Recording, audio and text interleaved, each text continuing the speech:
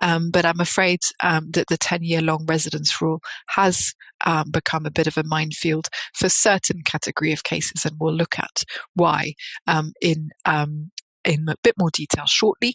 I just want to start off by saying that this webinar is going to only look at the 10-year long residence rule.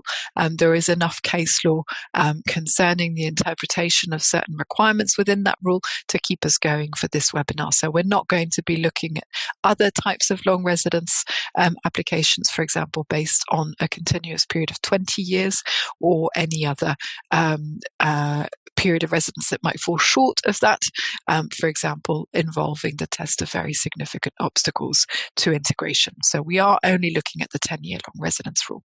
So it's comes with a caveat that the cases that I'm going to cover now is really to just show how things have evolved. So a lot of the judgments that I'm going to cover in the next few slides, 2 or 3 slides, are not good law and should not be followed, and have been superseded by the last 2 that we'll cover. But even then, that's not necessarily the end of it. But I just want that to be clear.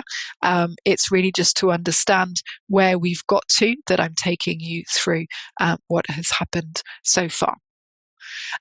Again, the flag that the permission to appeal has been granted to the appellants in this judgment, including grounds on the construction of the index subparagraph, so to speak. So paragraph 276b little Roman numeral 5, which is the disregard provision, and judgment is awaited.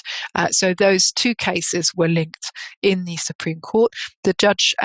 The hearing took place on the first week of June. I think it was the 7th and 8th or 8th and 9th of June of 2023, and the judgment is awaited. So we need to watch the space. Hopefully that will provide conclusion to all of these lines of cases, and really will then inform the approach to take in the future.